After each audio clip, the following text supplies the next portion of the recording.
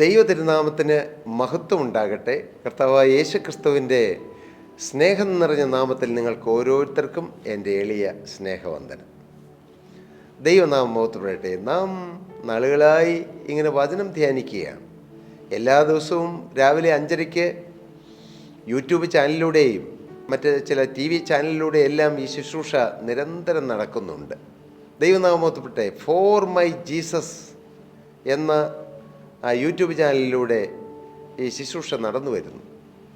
എല്ലാ ദിവസവും രാവിലെ 5:30 ശുശ്രൂഷയുണ്ട്, മുടങ്ങാതെ നടക്കുന്നു. ദൈവകൃപയാൽ കർത്താവേ, ഇത് മുടങ്ങിപ്പോകരുതേ എന്നുള്ള പ്രാർത്ഥന ഞങ്ങൾക്കുണ്ട്. കാരണം കർത്താവിൻ്റെ വചനം, ആ വചനമാണ് മനുഷ്യനെ രൂപാന്തരപ്പെടുത്തുന്നത്, വചനമാണ് മനുഷ്യനെ അനുഗ്രഹിക്കുന്നത്, വചനമാണ് മനുഷ്യൻ്റെ സ്ഥിതി മാറ്റുന്നത്, വചനമാണ് മനുഷ്യൻ്റെ അവസ്ഥ മാറ്റി അവനെ പുതിയ പന്ഥാവിലൂടെ നയിക്കുന്നത്. അതുകൊണ്ട് ഈ വചനം എന്നും നമുക്ക് ലഭിക്കണം. ഇസ്രായേൽ മക്കൾ മരുഭൂമിയിലൂടെ മുന്നോട്ട് പോയപ്പോൾ അവർക്ക് എന്നും മന്ന കൊടുത്തു എന്ന് നാം വായിക്കുന്നുണ്ട്. മന്ന, ഈ വചനം ദൈവം തരുന്ന മന്നയാണ്, സ്വർഗീയ മന്നയാണ്, സ്വർഗീയ ഭോജനമാണ്. നമുക്ക് ദാഹത്തോടെ വിശപ്പോടെ നമുക്ക് ദൈവസന്നിധിയിലായിരിക്കാം. കർത്താവിൻ്റെ വചനത്തിലേക്ക് നമുക്ക് വരാം. ലൂക്കോസിൻ്റെ സുവിശേഷം 9-ാം അധ്യായം എൻ്റെ 10-ാമത്തെ വാക്യം മുതൽ താഴോട്ട് വായിക്കുമ്പോൾ, അസാധ്യമായ മനുഷ്യബുദ്ധിയിലോ മനുഷ്യ ചിന്തയിലോ മാനുഷികമായ പദ്ധതിയിലോ സാധ്യമല്ലാത്ത ഒരു അസാധ്യമായ കാര്യമെന്ന് നമുക്ക് തോന്നാവുന്നതായ ഒരു വലിയ കാര്യം കർത്താവ് അത് സാധ്യമാക്കി. അതെ, അസാധ്യങ്ങളെ സാധ്യമാക്കുന്ന യേശു ജീവിക്കുന്നു. നിങ്ങളുടെ മുമ്പിൽ അസാധ്യങ്ങൾ ഉണ്ടോ? ഉണ്ടല്ലോ. എന്തെല്ലാം കാര്യങ്ങളാണ് അസാധ്യമെന്ന് നിങ്ങൾ വിധി എഴുതി കളഞ്ഞിരിക്കുന്നത്. എന്നാൽ മകനെ, പ്രിയമകളെ, അസാധ്യമെന്ന് നീ എഴുതി വച്ചിരിക്കുന്നിടത്ത് പുതിയ സാധ്യതകൾ കൊണ്ടുവന്ന് അസാധ്യങ്ങളെ സാധ്യമാക്കി തരാൻ യേശുവിന് കഴിയും. തിരുവചനത്തിൻ്റെ അടിസ്ഥാനത്തിൽ നമുക്കൊന്ന് ചിന്തിക്കാം. ലൂക്കോസിൻ്റെ സുവിശേഷം 9-ാം അധ്യായത്തിൻ്റെ 10-ാമത്തെ വാക്യം വായിക്കുമ്പോൾ, യേശു തൻ്റെ ശിഷ്യന്മാരെ കൂട്ടിക്കൊണ്ട് ബെത്സയിദ എന്ന പട്ടണത്തിലേക്ക് തനിച്ചുപോയി. യേശു തന്നെത്താൻ തൻ്റെ ശിഷ്യന്മാരെ മാത്രം കൂട്ടിക്കൊണ്ട് അവരോടുകൂടെ ഒന്ന് തനിച്ചിരുന്ന് സംസാരിക്കുവാനോ ഒരുപക്ഷെ അവർക്ക് ചില ഉപദേശങ്ങളോ നിർദ്ദേശങ്ങളോ ആത്മീകമായ വലിയ വൻ കാര്യങ്ങൾ പറഞ്ഞു കൊടുക്കാനോ മറ്റോ ആയിരിക്കാം, അല്ലെങ്കിൽ അവർക്ക് വേണ്ടി പ്രാർത്ഥിക്കാനായിരിക്കാം. കർത്താവ് അവരെ വിളിച്ചുകൊണ്ട് ബെത്സയിദ എന്ന ദേശത്തേക്ക് പോയി. അത് പുരുഷാരം അറിഞ്ഞു, അവനെ പിന്തുടർന്നു. കേട്ടോ, യേശു എവിടെയുണ്ടെങ്കിലും പുരുഷാരം അറിയും. യേശു ഉള്ളിടത്തേക്ക് പുരുഷാരം വന്നുകൊള്ളും. ഞാൻ പറയുന്നത്, യേശു ഉണ്ടെങ്കിൽ അവിടെ ആളുകൾ വന്നിരിക്കും. ഇപ്പോൾ ഒരുപക്ഷെ ചില കൂട്ടായ്മകളിൽ, ചില പ്രാർത്ഥനായോഗങ്ങളിൽ, ചില കൂടിവരവുകളിൽ ആളുകൾ കുറവായിരിക്കാം. സാരമില്ല. യേശു അവിടെയുണ്ടെന്ന് ശ്രുതിയായാൽ ആളുകൾ വന്നുകൊണ്ടേയിരിക്കും, വന്നുകൊള്ളും. കർത്താവിന് സ്തോത്രം. യേശുവിനെ അവിടെ ഉയർത്തണം. യേശു ഉണ്ടെങ്കിലേ ആളുകൾ വരൂ. സ്തോത്രം. അത് പുരുഷാരം അറിഞ്ഞു. അത് യേശു ഉണ്ടെങ്കിൽ ജനം അറിയും. കർത്താവ്, നമ്മുടെ ജീവിതത്തിൽ യേശു ഉണ്ടെങ്കിൽ, നമ്മുടെ കുടുംബത്തിൽ യേശു ഉണ്ടെങ്കിൽ, നമ്മുടെ ചർച്ചിൽ യേശു ഉണ്ടെങ്കിൽ, നമ്മുടെ ആരാധനകളിൽ യേശു ഉണ്ടെങ്കിൽ, നമ്മുടെ ശുശ്രൂഷകളിൽ യേശു ഉണ്ടെങ്കിൽ ജനം അതറിയും, ജനത്തിന് അറിയാൻ കഴിയും. ജനം അറിഞ്ഞു മാത്രമല്ല, ജനം യേശുവിനെ പിന്തുടർന്നു. അത് നല്ലതാണ്. നാം എന്നും യേശുവിനെ പിന്തുടരണം. ഈ ഭൂമിയിലെ മനുഷ്യരാരെയും പിന്തുടരരുത്. അവർ യേശുവിനെ ചൂണ്ടിക്കാണിച്ചിരുന്ന ചൂണ്ടുവലകളാണ്. അവരെയല്ല നാം അനുഗമിക്കേണ്ടത് യേശുവിനെയാണ്. കർത്താവിനെ നോക്കേണ്ടത് യേശുവിലേക്കാണ്. ജനം യേശുവിനെ പിന്തുടർന്നു. ജനം അവരെ പിന്തുടർന്നു പോലും അല്ല എഴുതിയിരിക്കുന്നത്, അവനെ പിന്തുടർന്നു. യേശുവിൻ്റെ കൂടെ ശിഷ്യന്മാരുണ്ട്, പക്ഷെ ശിഷ്യന്മാരെയും അല്ല ജനം പിന്തുടർന്നത്. കാരണം യേശുവാണ് പിന്തുടരാൻ കൊള്ളാകുന്നവനെന്ന് അവർക്ക് മനസ്സിലായിരുന്നു. സ്തോത്രം. പ്രിയപ്പെട്ടവരെ, നിങ്ങൾ ഈ വചനം കേൾക്കുന്നവർ, നിങ്ങളൊരു തത്വസംഹിതയെ പിന്തുടരരുത്, നിങ്ങളേതെങ്കിലും ഒരു പ്രസ്ഥാനത്തെ പിന്തുടരരുത്, ഏതെങ്കിലും ഒരു കൂട്ടായ്മയെ പിന്തുടരരുത്, നിങ്ങളേതെങ്കിലും ഒരു ദൈവദാസനെ, അനേകം കൃപാവരങ്ങൾ കാണും, പക്ഷെ അദ്ദേഹത്തെയും പിന്തുടരരുത്. നമുക്ക് പിന്തുടരുവാൻ മാതൃക വച്ചേച്ചു പോയ ഒരാളുണ്ട്, യേശു. യേശുവിനെ നാം അനുഗമിക്കണം. യേശു ആയിരിക്കണം നമ്മുടെ ആരാധ്യ പുരുഷൻ. യേശു ആയിരിക്കണം നമുക്ക് പിൻചെല്ലാൻ കൊള്ളാവുന്നവനായി നമ്മുടെ ഹൃദയത്തിൽ പ്രതിഷ്ഠിക്കേണ്ടത്. ജനം യേശുവിനെ പിന്തുടർന്നു. യേശു അവരെ കൈക്കൊണ്ടു. അവൻ അവരെ കൈക്കൊണ്ടു. യേശു എല്ലാവരെയും കൈക്കൊള്ളുന്നവനാണ്. ആ കൂട്ടത്തിൽ ആരൊക്കെ കാണും? രോഗികൾ കാണും, പാപികൾ കാണും, മനസ്സ് തകർന്നവർ കാണും, കുടുംബം തകർന്നവർ കാണും. അങ്ങനെ സമ്മിശ്രമായ ഒരു കൂട്ടം ജനം. അവൻ അവരെ കൈക്കൊണ്ടു. യേശു എല്ലാവരെയും കൈക്കൊണ്ടു. യേശു ആരെയും മാറ്റി നിർത്തുന്നില്ല. യേശു എല്ലാവരെയും കൈക്കൊണ്ടു. സ്തോത്രം. യേശു ദൈവരാജ്യത്തെക്കുറിച്ച് അവരോട് സംസാരിക്കുകയും രോഗശാന്തി വേണ്ടിയവരെ സൗഖ്യമാക്കുകയും ചെയ്തു. ദൈവരാജ്യത്തെക്കുറിച്ച് യേശു സംസാരിച്ചു. എന്താണ് ദൈവരാജ്യം? എങ്ങനെ ദൈവരാജ്യം പ്രാപിക്കാം? എങ്ങനെ ദൈവരാജ്യത്തിൻ്റെ അവകാശം പ്രാപിക്കാം? യേശു ദൈവരാജ്യത്തെക്കുറിച്ച് അവരോട് സംസാരിക്കുകയും രോഗശാന്തി വേണ്ടിയവരെ സൗഖ്യമാക്കുകയും ചെയ്തു. ആവശ്യക്കാരെ കർത്താവ് സന്ദർശിച്ചു. അതേ പ്രിയരെ, നമുക്ക് ആത്മീയമായ ചില നിർദ്ദേശങ്ങളോ ആത്മീയമായ ഉപദേശങ്ങളോ തന്ന് നമ്മെ മറികടന്നു പോകുന്നവനല്ല കർത്താവ്. നമ്മുടെ ആവശ്യങ്ങൾ, ദൈനംദിന ജീവിതത്തിൽ നമ്മുടെ ആവശ്യങ്ങൾ മറന്നു പോകുന്നവനല്ല കർത്താവ്. യേശു രോഗശാന്തി വേണ്ടവർക്ക് സൗഖ്യം കർത്താവ് കൊടുത്തു. സ്തോത്രം. അങ്ങനെ പകൽ കഴിവാറായി. പകൽ മുഴുവൻ ജനം കർത്താവിൻ്റെ കൂടെയാണ്. പകൽ തീരാറായി, രാത്രി വരുന്നു. പകൽ കഴിവാറായപ്പോൾ 12 അടുക്ക വന്നു. 12 അപ്പോസ്തലന്മാർ, യേശു തിരഞ്ഞെടുത്ത യേശുവിൻ്റെ ശിഷ്യന്മാർ അടുക്ക വന്നിട്ട് അവനോട്, ഇവിടെ നാം മരുഭൂമിയിലായിരിക്കേണ്ട പുരുഷാരും ചുറ്റുമുള്ള ഊരുകളിലും കുടികളിലും പോയി രാത്രി പാർപ്പാനും ആഹാരം വാങ്ങുവാനും വേണ്ടി അവരെ പറഞ്ഞയക്കണമെന്ന് പറഞ്ഞു. 12-ാമത്തെ വാക്യം. ശിഷ്യന്മാർ ഒരു നല്ല അഡ്വൈസുമായിട്ട് യേശുവിൻ്റെ അടുക്കൽ വന്നിരിക്കുകയാണ്. കാരണം അവർ ചിന്തിച്ചു, യേശു ഈ ഉപദേശമല്ലാതെ ജനത്തിൻ്റെ വിശപ്പിനെക്കുറിച്ച് ചിന്തിക്കുന്നില്ല എന്ന് അവർ ചിന്തിച്ചത്. പാവങ്ങൾ. കർത്താവിന് സ്തോത്രം. ഇങ്ങനെയാണ് പല വിശ്വാസികളും. കർത്താവ് എൻ്റെ ആത്മീയ കാര്യം മാത്രമേ നോക്കുന്നുള്ളൂ, എൻ്റെ ഭൗതിക കാര്യം കർത്താവ് മറന്നു എന്ന് ചിന്തിക്കുന്നവരുണ്ട്. കാരണം അവരെ കുറ്റം പറഞ്ഞിട്ട് കാര്യമില്ല, അവരുടെ അനുഭവം അതാണ്. പലതും തികയുന്നില്ല, പലതിനും അങ്ങ് തികഞ്ഞു വരുന്നില്ല, വരുമാന മാർഗം തികയുന്നില്ല. പലപ്പോഴും അവർ ചിന്തിക്കുന്നത് എൻ്റെ പണത്തിൻ്റെ കാര്യം, എൻ്റെ കടത്തിൻ്റെ കാര്യം, എൻ്റെ കുഞ്ഞുങ്ങളുടെ കാര്യം, എൻ്റെ ഭക്ഷണത്തിൻ്റെ കാര്യം ഒക്കെ കർത്താവ് മറന്നു കാണും. ഒന്ന് ഓർപ്പിച്ചേക്കാം, എൻ്റെ പ്രിയരെ, ഒന്നും മറക്കുന്നവനല്ല നമ്മുടെ കർത്താവ്. സ്തോത്രം. ദൈവനാമത്തോടെ പകൽ കഴിവാറായപ്പോൾ 12 അടുക്ക വന്നവനോട്, ഇവിടെ നാം മരുഭൂമിയിലാണ്, പുരുഷാരും ചുറ്റുമുള്ള ഊരുകളിലും കുടികളിലും പോയി രാത്രി പാർക്കണം, അവർക്ക് ആഹാരം വാങ്ങണം, അതിന് പറഞ്ഞയക്കണം, പട്ടണത്തിലേക്ക് പറഞ്ഞയക്കണമെന്ന് പറഞ്ഞു.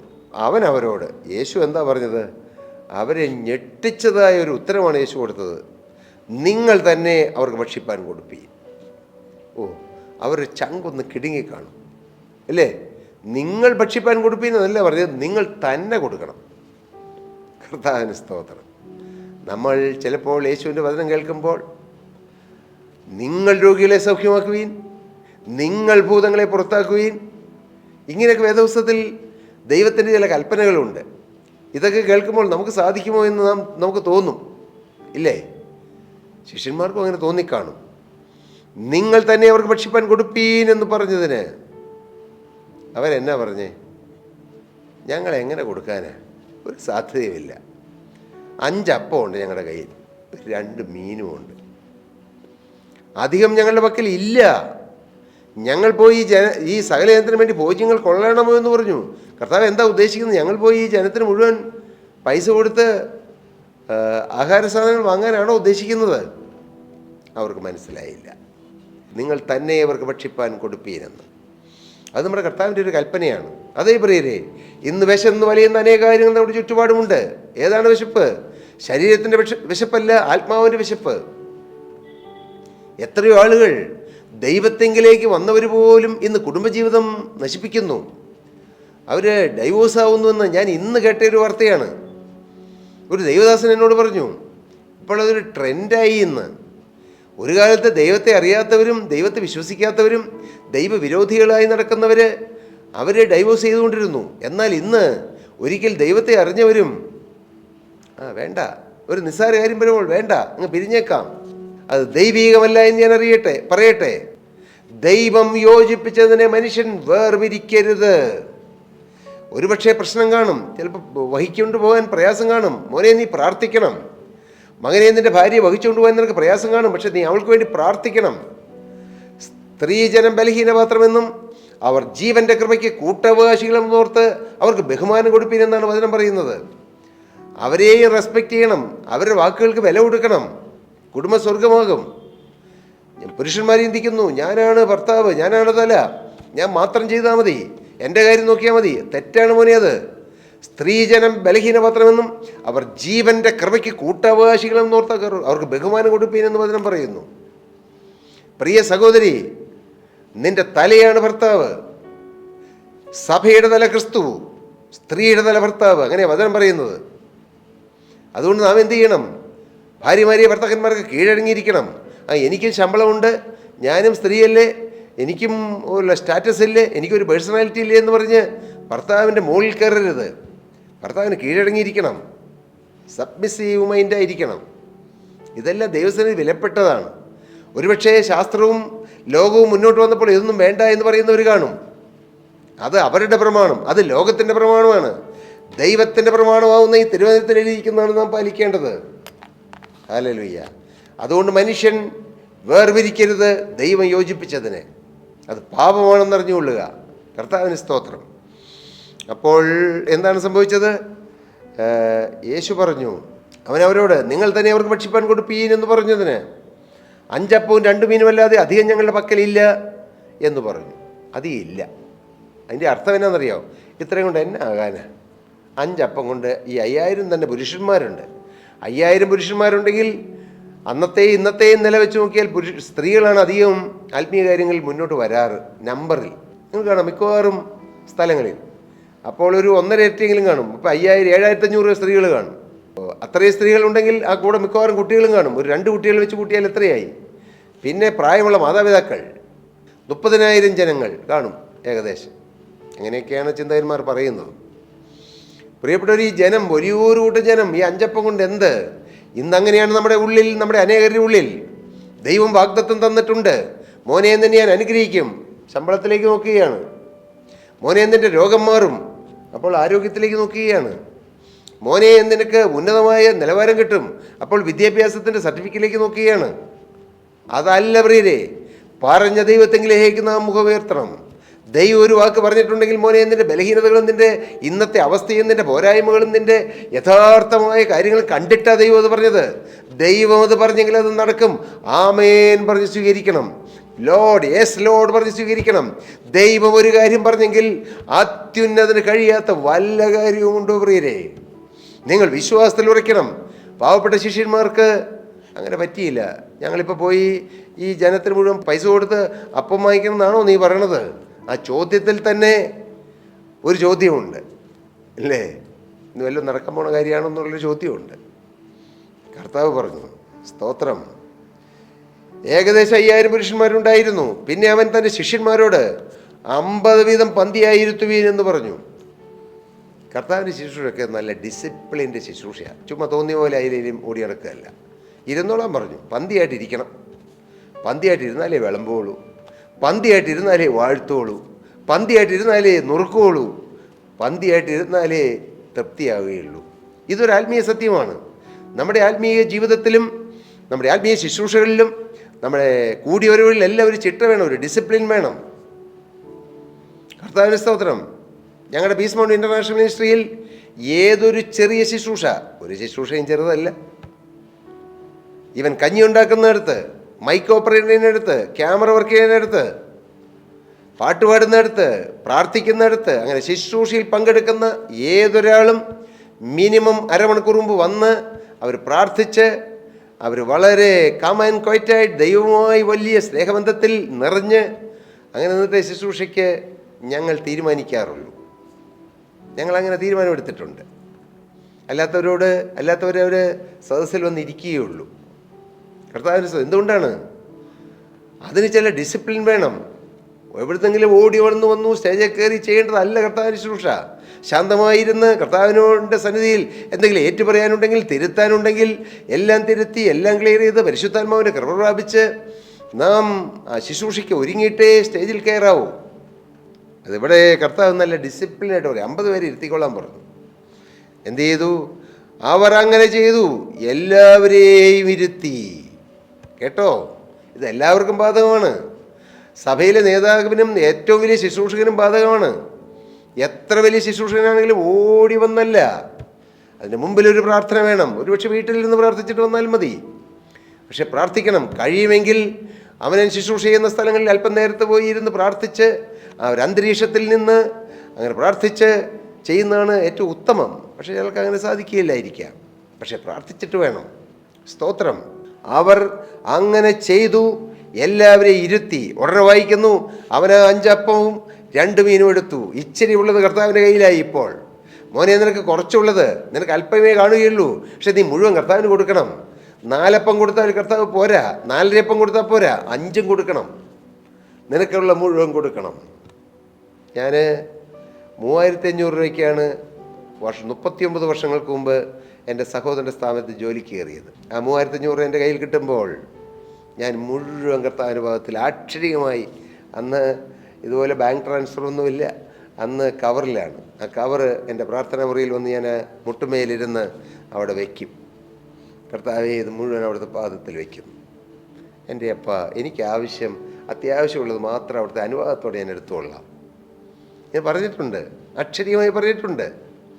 നമ്മുടെ ഇച്ചിരി കർത്താവിന് കൊടുത്താൽ നമ്മെ ദൈവം വലുതാക്കും.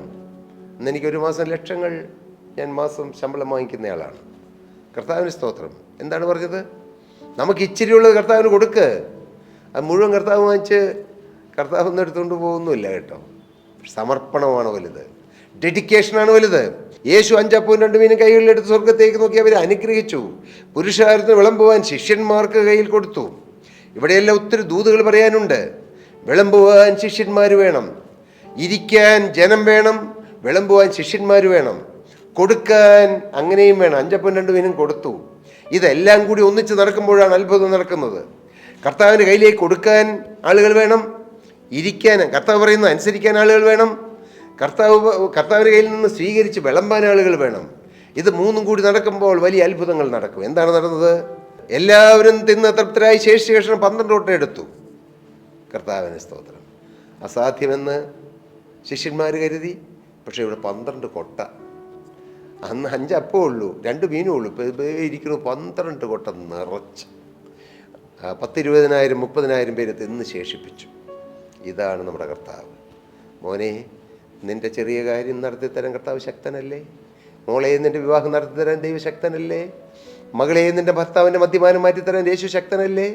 പ്രിയവനക്കര, നിൻ്റെ ഞെരുക്കം മാറ്റിത്തരാൻ യേശു ശക്തനല്ലേ? പ്രിയ രോഗത്തിൽ വലിയുന്ന പ്രിയ സഹോദരങ്ങളെ, മാതാപിതാക്കളെ, നിങ്ങളുടെ രോഗം മാറ്റിത്തരാൻ യേശു ശക്തനല്ലേ? ആണ്. നിങ്ങളത് ഉറയ്ക്കണം. എൻ്റെ ദൈവത്തിന് അസാധ്യമായതൊന്നുമില്ല എന്ന് നിങ്ങൾ പറയണം. ദൈവത്താൽ അസാധ്യമായതൊന്നുമില്ല, യഹോവയ്ക്ക് കഴിയാത്ത കാര്യമില്ല.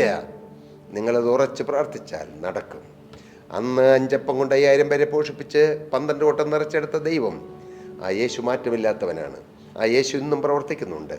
ആ യേശു മോനെ എൻ്റെ ജീവിതത്തിൽ പ്രവർത്തിക്കാൻ ശക്തനാണ്.